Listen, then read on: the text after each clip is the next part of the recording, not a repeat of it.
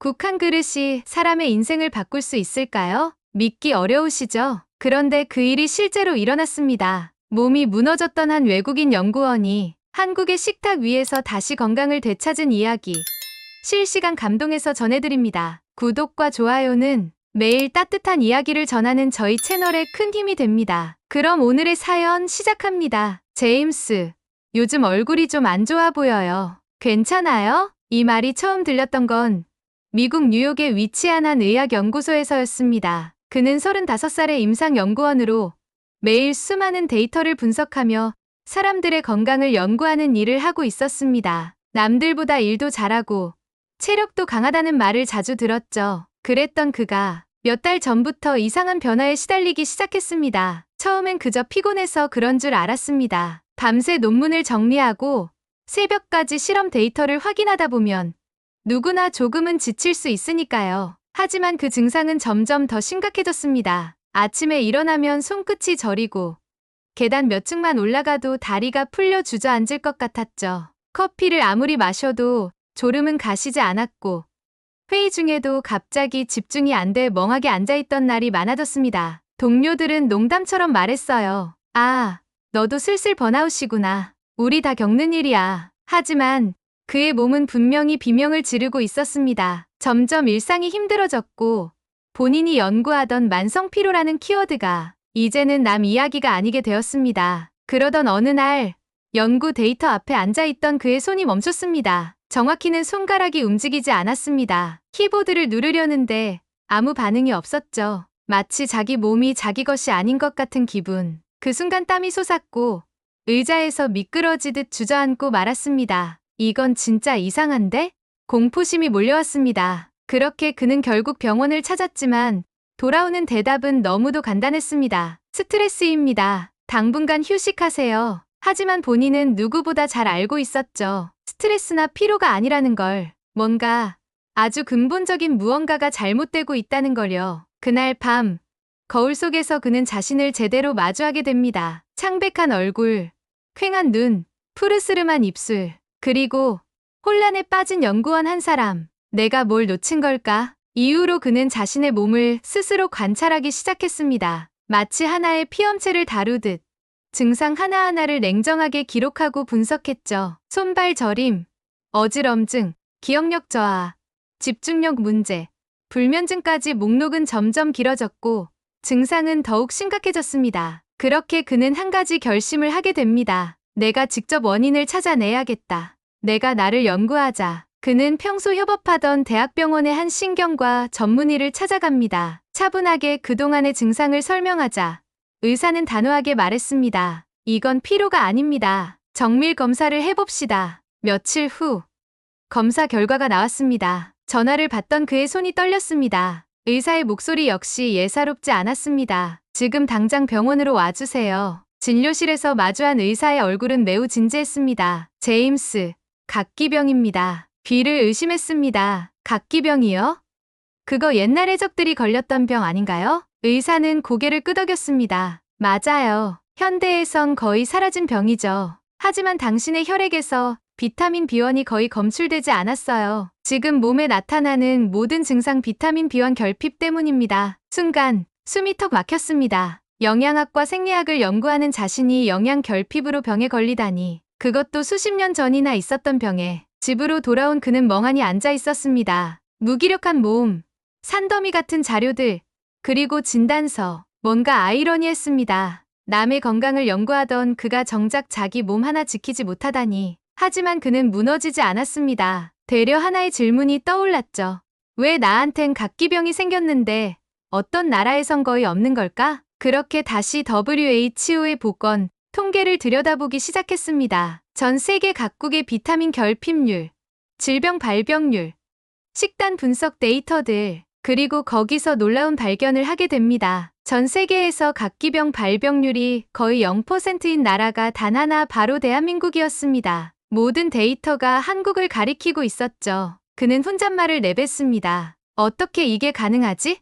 한국인들은 왜 각기병에 안 걸리는 거지? 바로 그 순간 한 사람의 연구 방향이 완전히 달라졌습니다. 건강을 잃은 위기의 순간 그는 오히려 희망을 보았습니다. 그래, 내가 한국에 가야 할 이유가 생겼어. 이 수수께끼 반드시 풀어낼 거야. 그날 밤, 제임스는 책상 위에 다시 앉았습니다. 이번엔 자기 몸이 아니라 한국을 연구하기 위해서였죠. 그는 한국의 전통 식문화, 김치, 된장, 발효식품에 대한 논문과 기사를 미친 듯이 읽기 시작했습니다. 특히 눈에 띄는 건 비타민 B1이 자연적으로 풍부하게 들어간 음식들이 유독 많다는 점이었습니다. 게다가 이 비타민은 그냥 들어있는 게 아니었습니다. 인체가 가장 잘 흡수할 수 있도록 발효라는 방식으로 처리된 상태로 존재했죠. 이건 그냥 식문화가 아니야. 이건 과학이다. 한식이 왜 약식동원이라는 철학을 갖고 있는지 그는 점점 이해할 수 있게 됐습니다. 한국의 밥상은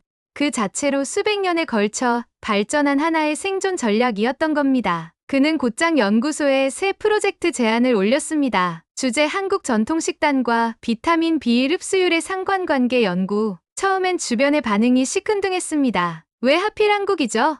일본이나 중국도 발효식품 많잖아요. 하지만 제임스는 단호했습니다. 데이터는 거짓말하지 않습니다. WHO 자료가 명확해요. 전 세계에서 유일하게 각기병 발병률이 0에 가까운 나라입니다. 한국에는 뭔가 특별한 비밀이 있어요. 전 그걸 찾아낼 겁니다. 결국 연구소에서도 그의 열정과 데이터를 무시할 수 없었습니다. 마침 한국의 국립보건연구원과의 국제교류 프로그램이 있었고 제임스는 그 파견 연구원으로 선정됐습니다. 비행기 표를 예약한 날 그는 자신의 책상에 앉아 오랫동안 창밖을 바라봤습니다. 내가 병에 걸리지 않았더라면 이 연구는 시작되지도 않았을 거야. 그의 가방 속에는 약 봉투, 노트북, 그리고 한국 발효식품에 대한 수십 개의 논문 사본이 들어 있었습니다. 새로운 세상으로 떠날 준비는 끝난 셈이었죠. 출국 전날 밤, 그는 마지막으로 병원을 찾았습니다. 상태는 확실히 호전되고 있었지만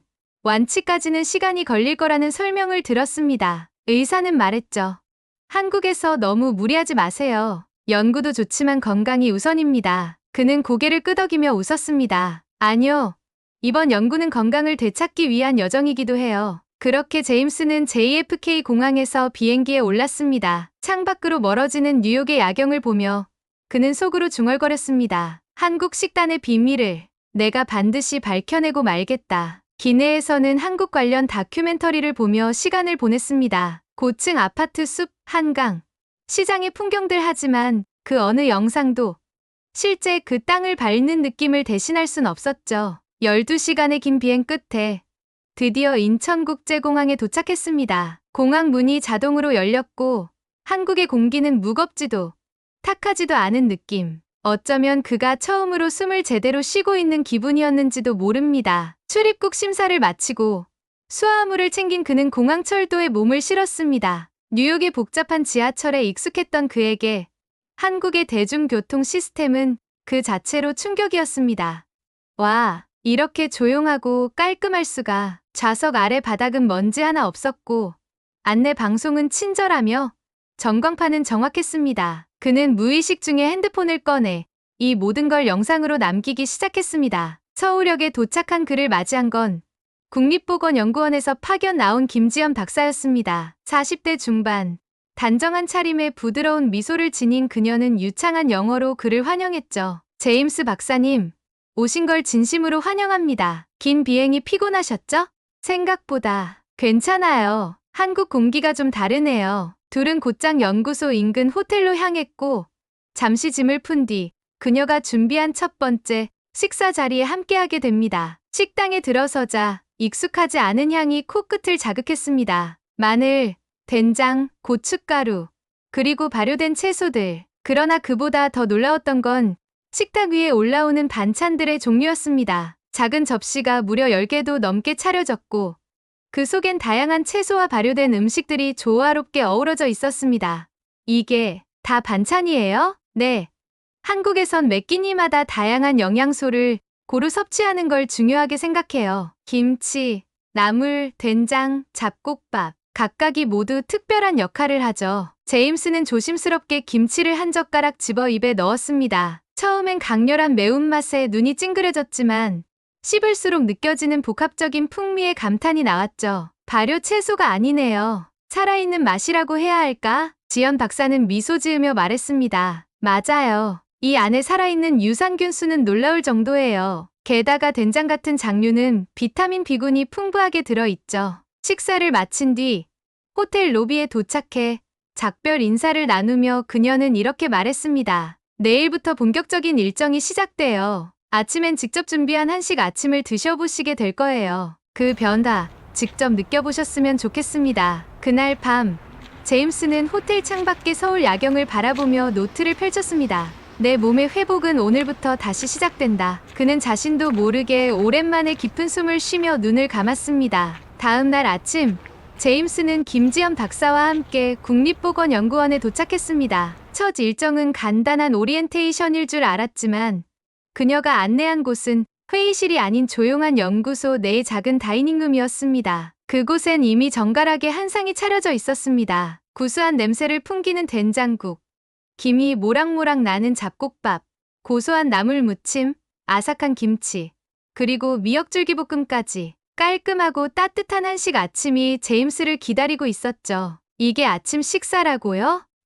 네, 한국에선 전통적으로 아침, 점심, 저녁의 구성이 크게 다르지 않아요. 다양한 식재료를 매 끼니마다 고르게 섭취하는 게 기본 철학입니다. 처음엔 낯설었지만 그는 천천히 수저를 들어 식사를 시작했습니다. 부드럽고 구수한 된장국을 한 입 머금었을 때 그는 뭔가 설명할 수 없는 안정감을 느꼈습니다. 이게 왜 이렇게 익숙한 느낌이 들지? 입안에서 녹듯 풀리는 나물, 톡 쏘는 김치의 산미, 잡곡밥의 담백한 단맛, 이 모든 것이 하나의 완벽한 시스템처럼 맞물려 있었습니다. 이 식단, 굉장히 잘 짜여져 있네요. 그냥 문화적 전통이 아니라 완전히 균형 잡힌 과학처럼 느껴져요. 지연 박사는 웃으며 고개를 끄덕였습니다. 맞아요. 우리는 어릴 때부터 이렇게 먹어왔죠. 사실 왜 좋은지 생각해 본 적은 별로 없었는데 박사님 같은 분이 과학적으로 접근해 주시니 새삼 놀랍네요. 식사를 마친 뒤 그는 곧바로 식단 구성표를 요청했고 음식 성분 분석 자료와 발효식품의 영양 성분 데이터에 대한 접근 권한도 부여받았습니다. 이때부터 그는 한국의 밥상을 음식이 아닌 연구 샘플로 보기 시작했습니다. 그날 오후 발효식품 연구실을 둘러보던 중 한 연구원이 실험 중인 김치의 발효 과정을 보여주며 설명했습니다. 이 김치는 지금 4일째 숙성 중인데요. 이 시점부터 유산균 수가 폭발적으로 늘어납니다. 동시에 비타민 B군의 농도도 상승해요. 제임스는 마치 어린아이처럼 눈을 반짝였습니다. 이 모든 게 너무나 흥미롭고 설레었죠. 이건 내가 평생 봐온 어떤 식단보다도 정교하고 과학적이야. 그날 밤, 제임스는 노트에 이렇게 기록했습니다. 된장국 한 그릇에서 나는 새로운 세상의 문을 열었다. 내 몸의 변화는 이제부터가 진짜다. 그리고 아직 자신도 모르는 사이 그의 몸은 진짜로 반응하기 시작하고 있었습니다. 한식 아침을 먹은 첫날 밤, 제임스는 호텔 침대에 누워 노트를 펼쳤습니다. 오늘 하루 동안의 변화들을 천천히 되짚기 시작했죠. 기분 탓일 수도 있겠지만 손끝 저림이 조금 줄어든 것 같아. 그는 자기 몸에 일어나는 작은 차이들에 예민하게 반응했습니다. 연구원으로서 수치와 통계를 신뢰했지만 동시에 누구보다 직접적인 체험의 힘을 믿는 사람이었기 때문입니다. 그 다음 날도 제임스는 연구소에서 제공하는 전통 한식을 꾸준히 섭취했습니다. 잡곡밥, 된장국, 제철 나물, 발효된 김치, 마늘과 양파가 가득 들어간 찌개. 식사를 할 때마다 그는 느꼈습니다. 음식이 맛 이상의 역할을 하고 있다는 걸. 마치 몸속 어디선가 회로가 하나씩 켜지는 것처럼 잊고 있던 활력이 천천히 되살아나고 있었죠. 셋째 날 아침, 그는 이전과 달랐습니다. 손끝이 훨씬 부드러워졌고 아침 샤워 후에도 다리에 힘이 풀리지 않았습니다. 거울 앞에 선 그는 무심코 입꼬리를 올렸습니다. 설마 이게 진짜 작용하고 있는 건가? 그 순간 그는 깨달았습니다. 몸이 먼저 대답하고 있다는 것을. 그날 오후 지연 박사와 함께 연구소 내 발효식품 분석실을 다시 방문했습니다. 실험 중이던 김치 샘플에서 높은 비타민 B1 수치가 검출됐고 동시에 생체 이용률을 높이는 효소 변화도 관찰되고 있었죠. 지연 박사가 설명했습니다. 김치는 유산균이 많은 발효식품이 아니에요. 여기에 마늘, 생강, 파 같은 비타민 B 흡수를 돕는 재료가 함께 들어가면서 시너지 효과가 엄청나죠. 제임스는 손에 들고 있던 샘플 시트를 바라보며 중얼거렸습니다. 이건 그냥 전통 요리가 아니야. 이건 계산된 과학이야. 그것도 세대를 거쳐 자연이 만든 과학. 그날 밤, 그는 처음으로 확신을 가졌습니다. 한국의 식문화는 우연이 아니다. 이건 오랜 시간 축적된 생존의 전략이고 건강의 답이다. 그는 노트 한 구석에 이렇게 써내려갔습니다. 이제 시작이다. 나는 곧 이 진실을 전하는 전달자가 될 것이다. 일주일째 되는 날, 제임스는 아침 식사를 마치고 나서 처음으로 계단을 걸어 올라가 보기로 했습니다. 그동안은 늘 엘리베이터를 탔죠. 계단은 그에게 너무나 힘든 뼈 같은 존재였으니까요. 하지만 그날 아침, 잡곡밥과 된장국, 김치와 나물 반찬을 섭취하고 난 그는 몸 어딘가에서 미묘하게 해볼 수 있겠다는 신호를 느꼈습니다. 한 번만 해보자.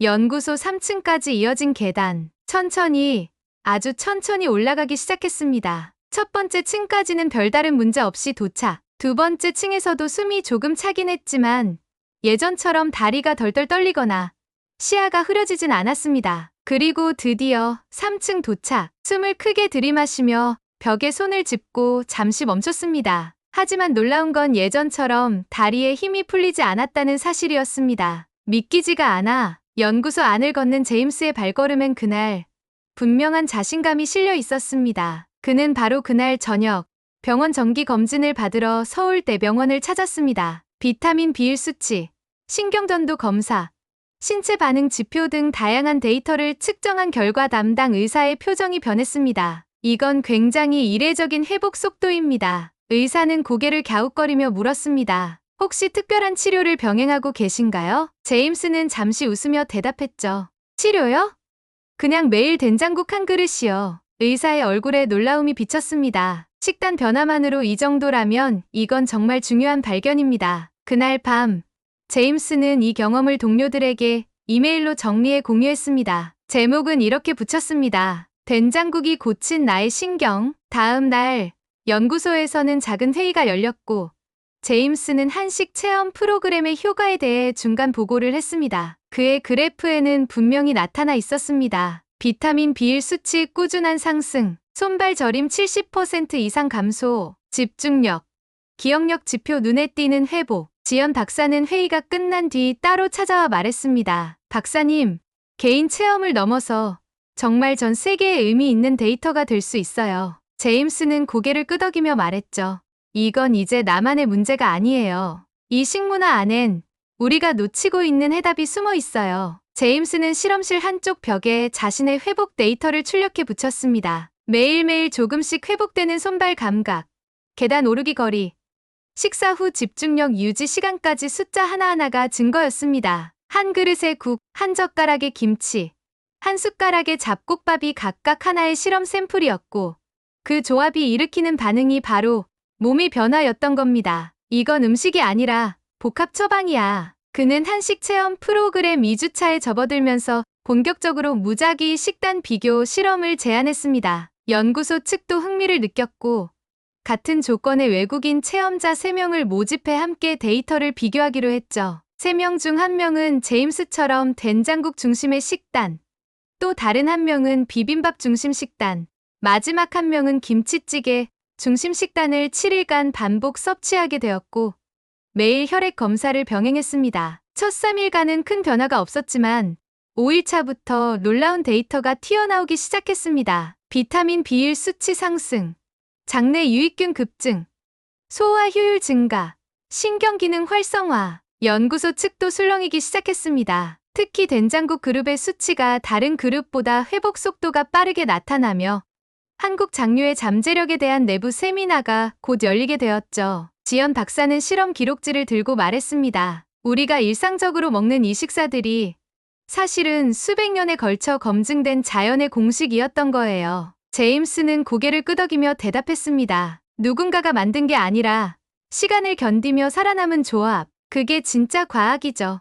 그날 밤, 그는 이메일을 하나 작성했습니다. 수신인은 그의 전 연구소 상사였던 마틴 박사. 메일 제목은 짧고 강렬했습니다. Korean food is medicine. 그리고 본문에는 이렇게 적혀 있었습니다. 내가 여기서 보고 있는 건 전통 요리가 아닙니다. 한국의 식단은 하나의 방어 시스템이며 반복되는 영양 루틴을 통해 질병을 예방하고 회복시키는 메커니즘을 가지고 있어요. 우리 연구소에서도 반드시 이걸 다뤄야 합니다. 그는 이제 확신했습니다. 한국의 밥상은 미래의 의학이라는 것을. 된장은 콩을 발효시켜 만든다는 건 알고 있었지만 이렇게까지 정교한 식품일 줄은 몰랐어요. 제임스는 지연 박사의 집에서 열린 주말 요리 체험 시간에 직접 된장찌개를 끓여보게 됐습니다. 그는 처음으로 재료 하나하나를 손질하며 음식이라는 개념을 새롭게 인식하기 시작했죠. 양파, 마늘, 파, 버섯, 애호박, 감자 각각의 채소가 가진 영양 성분을 떠올리며 칼질을 하던 그는 문득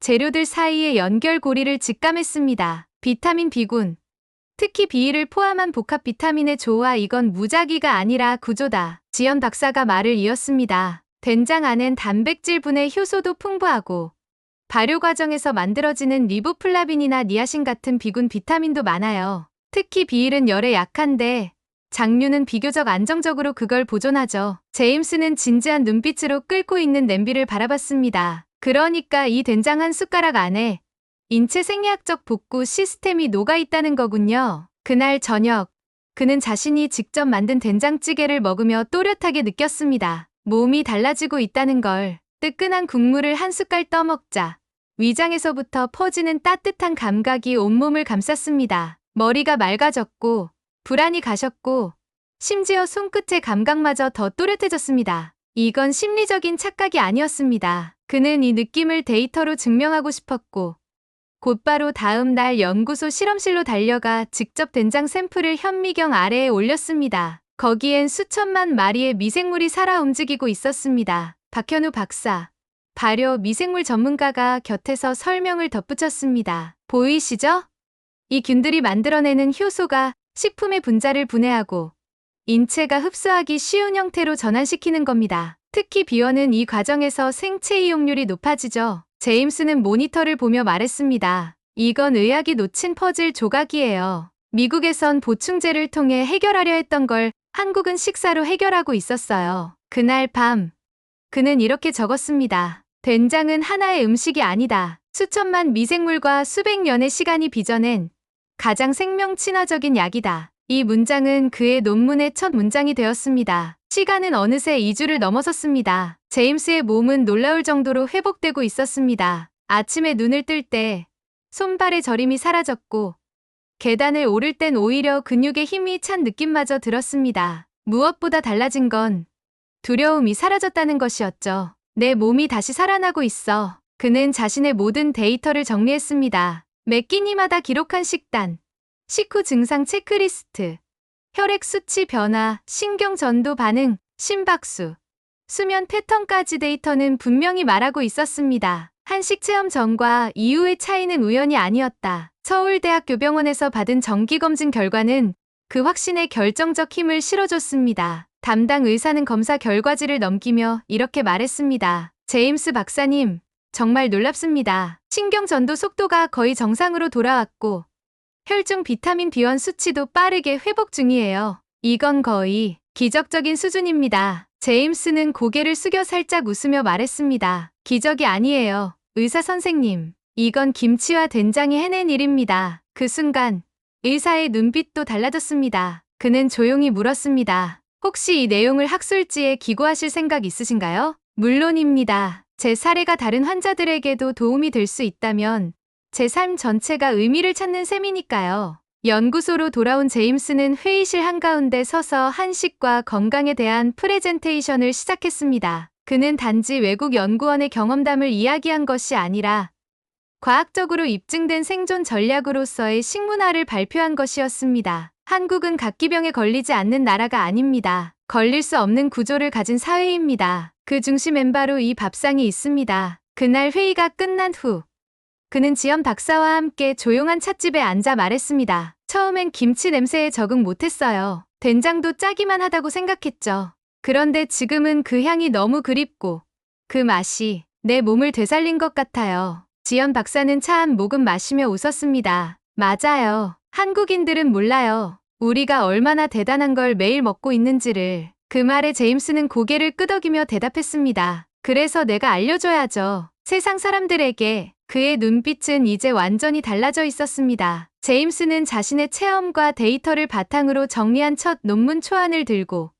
김지연 박사와 함께 서울 WHO 협력센터를 찾았습니다. 그의 손엔 Korean Traditional Diet and Neurological Recovery라는 제목이 붙은 보고서 초안이 들려 있었죠. 센터의 영양분과 담당자인 이민호 박사는 제임스의 설명을 진지하게 들으며 고개를 끄덕였습니다. 비타민 B1 결핍을 영양 문제로만 여겨왔는데 이건 사실 식문화 전반의 시스템적 구조 문제였군요. 제임스는 차분한 어조로 대답했습니다. 맞아요. 미국이나 유럽에서는 보충제를 추가하는 방식으로 접근하지만 한국은 음식 자체의 치유 구조를 내장시켜 왔습니다. 그 차이가 생각보다 큽니다. 이 박사는 그의 연구에 깊은 관심을 보이며 WHO 차원에서 아시아 식문화와 만성피로 관련 프로젝트에 협력해보자고 제안했습니다. 그날 저녁, 제임스는 연구소 복도에서 멈춰섰습니다. 복도 끝 창문 너머로 한강이 흐르고 있었습니다. 그는 자신이 왜 이곳까지 오게 됐는지를 되돌아봤습니다. 손끝의 저림, 계단 앞에서의 공포,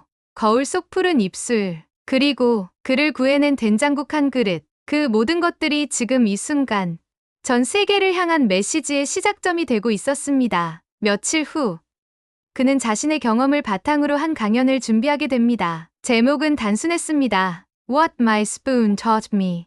내 숟가락이 내게 가르쳐준 것. 강연 원고의 마지막 문장을 그는 조용히 중얼거리며 타이핑했습니다. 한국의 식단은 나를 살렸다. 그리고 지금 나는 이 식문화가 수백만 명의 생명을 바꿀 수 있다는 것을 믿는다. 이제 그는 한 명의 환자가 아니었습니다. 그는 전 세계를 향한 메시지를 가진 하나의 살아있는 증거가 된 것이었습니다. 강연 당일 아침, 제임스는 거울 앞에서 넥타이를 고쳐 매고 있었습니다. 작년 이맘때 뉴욕의 병원 복도에서 휘청거리던 그와는 완전히 다른 얼굴이었습니다. 눈에는 생기가 돌았고 손끝은 더 이상 떨리지 않았습니다. 이 무대는 나만의 것이 아니다. 그는 무대를 자신 있게 걸어 나갔고 조명이 비추는 가운데 조용히 말을 시작했습니다. 작년 저는 각기병 진단을 받았습니다. 21세기 뉴욕에서요. 관객들 사이에서 낮은 탄성이 흘러나왔습니다. 저는 보건과학자였고 영양학 연구를 해왔지만 정작 저 자신이 영양 결핍으로 쓰러질 줄은 몰랐습니다. 병원도, 약도, 수면도 해결해주지 못했던 걸 한 그릇의 된장국이 바꿨습니다.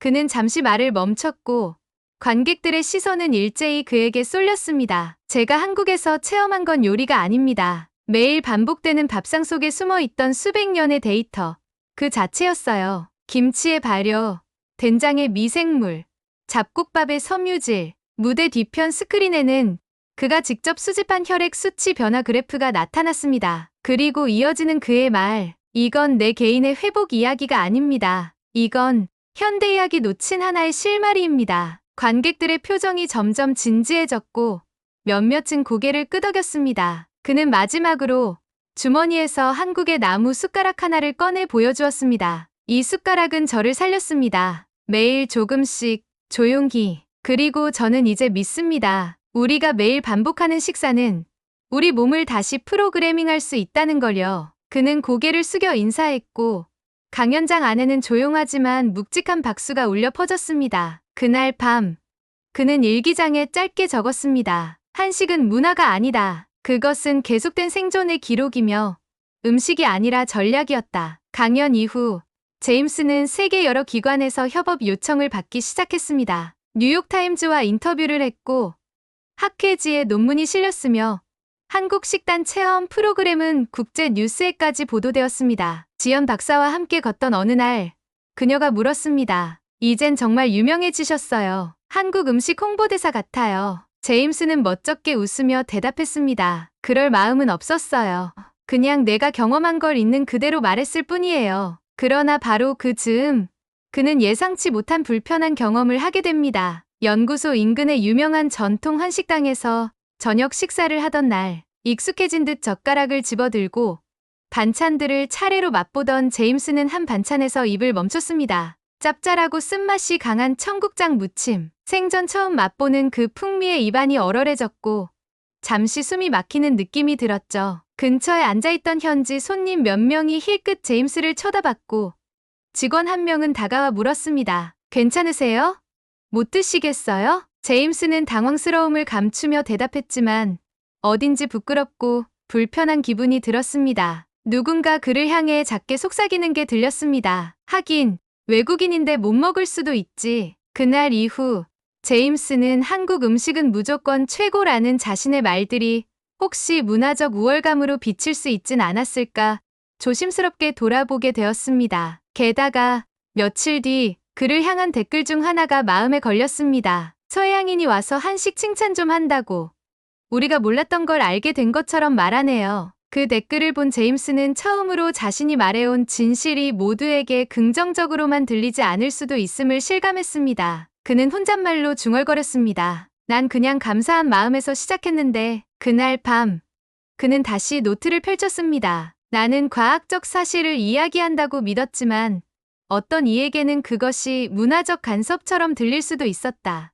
연구란 결국 사람을 위한 것이어야 한다. 그는 처음보다 더 깊어진 시선으로 한식의 과학과 문화 사이에서 균형을 다시 고민하기 시작합니다. 그리고 바로 그 시점에서 또 하나의 예기치 못한 몸의 변화가 다시 찾아오기 시작했습니다. 그날 밤 잠자리에 들던 제임스는 유난히 속이 더부룩했습니다. 전통 한식당에서 먹었던 청국장이 자꾸만 머릿속에 맴돌았고 입안엔 아직도 알싸한 맛이 남아 있었죠. 그는 일어나서 냉장고에서 생수를 꺼내 한 모금 마셨습니다. 그런데 이상하게도 다시 손끝이 살짝 저리는 듯한 느낌이 들었습니다.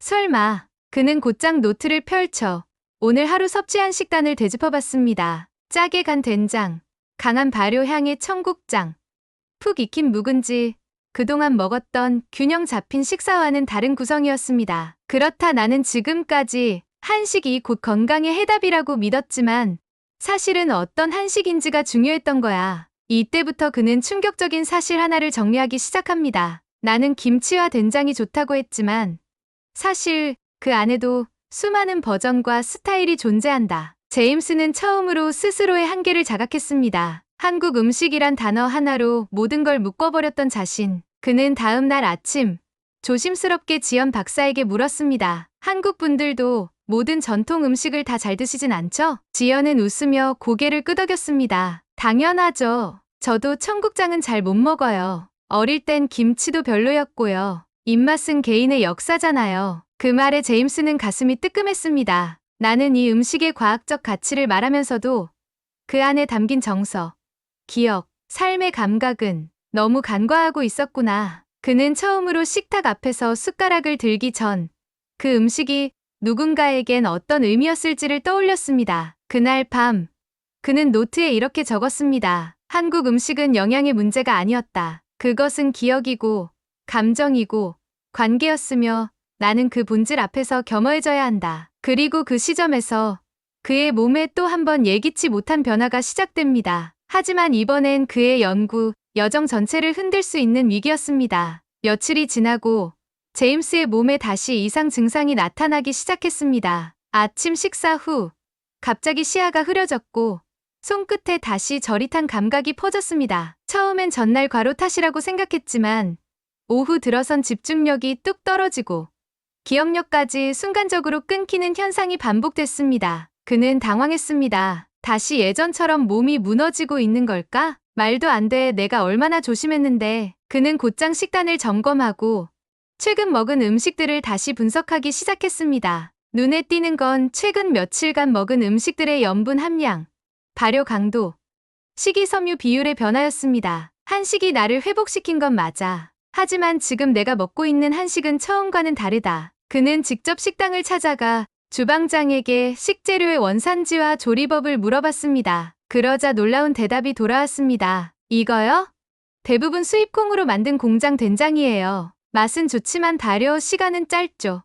그리고 결정적인 말, 된장찌개도 미리 끓여놓은 거 데워드리는 거라 비타민은 많이 날아갔을 겁니다. 제임스는 머릿속이 하얘졌습니다. 그럼 내가 먹은 이 음식들은 한식의 형태를 하고 있을 뿐 본질은 달랐던 거야. 그는 다시 깨달았습니다. 모든 된장이 된장인 건 아니며 모든 김치가 같은 김치가 아니라는 것. 그리고 이 깨달음은 곧 자신의 연구에도 큰 함정을 드러내는 순간이었습니다. 나는 한식이 몸을 고친다고 말했지만 실제로는 진짜 전통 방식의 식단만이 그 효과를 발휘했는지도 모른다. 그날 밤, 그는 몸을 겨우 가누며 노트북 앞에 앉았습니다. 논문 초안 파일을 열고 제목을 다시 보았습니다. Korean Traditional Diet and Neurological Recovery. 그는 traditional이라는 단어에 마우스를 갖다 대고 한참 동안 커서를 움직이지 못했습니다. 나는 정말 전통을 먹고 있었던 걸까? 이 위기는 몸의 퇴행이 아니었습니다. 그가 지금껏 믿어온 모든 실험, 데이터, 신념이 뒤흔들릴 수 있는 진짜 위기의 시작이었습니다. 다음 날 아침, 제임스는 병원을 다시 찾았습니다. 재검 결과는 그의 예감을 증명했습니다. 비타민 B1 수치가 다시 떨어지고 있었고, 신경 반응 속도도 약간 둔화되고 있었죠. 의사는 고개를 갸우뚱하며 말했습니다. 최근 식단에 변화가 있었나요? 그는 조용히 고개를 끄덕였습니다. 같은 된장찌개인 줄 알았는데 전통 방식이 아니었어요. 발효 과정이 짧고 공장에서 만들어진 거였더라고요. 의사는 의미심장하게 말했습니다. 전통이라는 단어는 참 애매하죠. 겉은 비슷해 보여도 안은 완전히 다를 수 있습니다. 그 말이 제임스의 뇌리를 깊게 때렸습니다. 그는 연구소로 돌아와 자신의 논문 초안을 다시 열었습니다. 그리고 Korean Traditional Diet라는 문장을 천천히 지우고 이렇게 적었습니다. Authentic, fermented, handcrafted Korean diet. 진짜 전통이란 단어는 그저 오래됐다는 의미가 아니라 시간과 정성, 그리고 지역의 삶이 스며든 총체적 문화였다는 걸 그는 이제야 실감했습니다. 그는 곧바로 김지연 박사를 찾아가 물었습니다. 정말 전통 된장, 제대로 된 김치 이걸 직접 보고 만들어 볼 수 있는 곳이 있을까요? 지연은 조금 놀라면서도 웃으며 대답했습니다. 그런 걸 원하신다면 시골로 가야겠네요. 어르신들이 직접 담그는 장독대가 있는 마을이 있어요. 거기서 진짜 전통이 뭔지 눈으로 보시게 될 겁니다. 그날 밤, 제임스는 자신의 노트에 이렇게 씁니다. 나는 지금껏 과학으로 전통을 증명하려 했지만 이제는 전통으로 과학을 되짚어 볼 때다. 그리고 그는 다음 여정을 준비합니다. 서울을 떠나 한국의 작은 시골 마을로, 진짜 된장이 숨쉬는 땅으로, 숟가락 하나가 다시 시작되는 곳으로. 며칠 후, 제임스는 서울역에서 새벽적 기차를 타고 경상북도의 한 작은 마을로 향했습니다. 산과 들 사이, 논과 밭이 끝없이 펼쳐진 풍경 속에서 그는 진짜 전통을 만날 준비를 하고 있었습니다. 기차에서 내려 다시 마을버스를 갈아타고 구불구불한 산길을 따라 한참을 달리자 드디어 마을 어귀에 도착했습니다. 그곳엔 70대 중반의 강명순 할머니가 그를 기다리고 있었죠. 멀리서 왔다면서? 도시 사람 같네. 제임스는 어색하게 웃으며 인사를 했습니다. 안녕하세요. 제임스입니다. 된장 배우러 왔어요. 할머니는 웃으며 그를 장독대 앞으로 안내했습니다. 수십 개의 항아리가 햇살 아래 줄지어 놓여 있었고 그 위로는 흙냄새와 콩, 마늘, 바람, 시간이 뒤섞인 향기가 퍼지고 있었습니다. 이게 다 내 손으로 담근 거요. 겨울에 매주 띄우고, 봄엔 간 맞추고, 여름엔 뚜껑만 열어놔도 발효가 저절로 되지. 그 말을 들은 순간, 제임스는 그동안 자신이 연구실에서 보던 발효 데이터들이 얼마나 건조하고 평면적인 것이었는지 느꼈습니다. 이건 자연 그 자체네요. 인간이 한 게 아니라 자연이 함께 만든 시스템. 그날 오후, 그는 할머니를 도와 함께 메주를 손질하고 된장 항아리 뚜껑을 열고 햇살 속에서 콩을 뒤집으며 하루를 보냈습니다. 그리고 저녁 할머니가 끓여준 된장찌개는 그 어떤 식당에서 먹은 것보다 깊고 진한 맛이 났습니다. 그 안에는 흙과 땀, 시간, 기억, 그리고 정성이 담긴 온기가 있었죠. 이 맛 어디서도 못 느꼈던 거예요. 할머니는 숟가락을 내려놓으며 말했습니다. 그려, 이건 그냥 음식이 아니여. 우리 손으로 만든 시간이여. 네가 몸이 아파서 고치러 왔다면 이걸 먹어봐야지. 제임스는 그날 밤 장독대 옆 마루에 앉아 별이 총총한 하늘을 올려다보며 생각했습니다. 내가 지금까지 본 한식 은한낮 그림자에 불과했을지도 모른다. 진짜는 이곳에 있었다. 이 땅에서 숨쉬는 전통. 그 발효의 진심 속에 있었다. 그는 노트에 이렇게 씁니다. 한국의 식문화는 곧 사람이다. 시골에서의 일주일은 제임스에게 재탄생 그 자체였습니다. 그는 매일 아침 장독대 뚜껑을 열며 온도와 습도를 측정했고 직접 담근 된장과 서울에서 먹었던 공장형 된장의 영양 성분을 비교하며 논문을 수정했습니다. 하루 3번 할머니가 차려준 밥상을 먹으며 몸은 다시 완전히 회복되었고 심지어 예전보다 더 건강해졌다는 느낌마저 들었습니다. 하지만 모든 것이 순조로워 보이던 어느 날 마을에 관해서 열린 한 소규모 강연 자리에서 예상치 못한 일이 터졌습니다. 그는 마을 사람들과 지자체 관계자들 앞에서 자신의 연구를 발표하던 중 이렇게 말했습니다. 이 전통 식단은 우리 모두가 배워야 할 소중한 과학적 유산입니다. 한국인들은 이걸 통해 수백 년간 건강을 지켜왔고 저는 그걸 데이터로 입증하고 있습니다. 그 말이 끝나자 한 할아버지가 손을 들고 이렇게 말했습니다. 아니 근데 그걸 왜 당신이 와서 얘기해요? 제임스는 순간 멈칫했습니다. 네, 우린 그냥 평생 그렇게 먹어온 것뿐인데 외국 사람이 와서 이게 과학이다, 이게 가치 있다 말하니까 뭔가 이상해. 그게 그렇게 대단한 거였으면 우린 왜 이렇게 힘들게 살아왔을까? 순간 강연장은 조용해졌습니다. 그리고 또 다른 주민이 말을 이었습니다. 그래요. 도시 사람들은 이걸 특별하게 보지만 우리한테 이건 그냥 살기 위해 먹는 거지였어요. 당신은 이 밥상이 고귀하다고 말하지만 우린 그저 하루하루 버티기 위한 식사였다고요. 그 말에 제임스는 말을 잃었습니다. 처음 겪는 정면의 문화 충돌, 감정의 파열. 그는 잠시 고개를 숙인 채 깊게 숨을 들이쉬었습니다. 그렇다 나는 너무 쉽게 이 밥상을 정의하려 했던 건 아닐까? 밤이 깊고 숙소로 돌아온 그는 숟가락 하나를 손에 들고 한참을 바라보다 이렇게 중얼거렸습니다. 내게 이 숟가락은 치유였지만 누군가에겐 생존이었고 또 누군가에겐 침묵의 무게였을 수도 있다. 그는 다시 노트를 열고 Korean Food as Story 그리고 마지막 문장에 이렇게 적었습니다. 이건 단지 회복의 이야기만이 아니다. 이건 누군가의 인생 전체를 내 입에 담는 행위였다. 바로 그 순간 그는 진짜 한식과 마주한 것이었습니다. 건강, 맛, 전통, 영양 그 모든 것 위에 있는 사람의 이야기를. 서울로 돌아온 제임스는 짐을 정리하며 마지막으로 된장 한 통을 꺼냈습니다. 시골에서 강명순 할머니가 직접 담가준 된장이었습니다. 뚜껑을 열자 그 특유의 구수하고 깊은 향이 방 안에 퍼졌습니다. 그는 조용히 그 향을 맡으며 눈을 감았습니다. 모든 시작은 여기서부터였죠. 하나의 국물, 하나의 숟가락, 그리고 한 번의 경험, 몸을 망가뜨렸던 병, 회복시켜준 된장, 사람을 울렸던 밥상, 그리고 그 밥상을 바라보는 수많은 사람들의 다른 기억과 감정들. 제임스는 자신이 한국에서 배운 것은 음식이 아니었다는 걸 알게 되었습니다. 그는 병원에서 받은 최종 진단서를 다시 펼쳤습니다. 신경 기능 정상 회복, 비타민 B1 수치 안정, 회복이 아닌 생리적 리듬의 재정상화. 나는 나을 수 있었던 게 아니야. 그저 다시 연결된 거야. 내 몸과 자연과 사람과.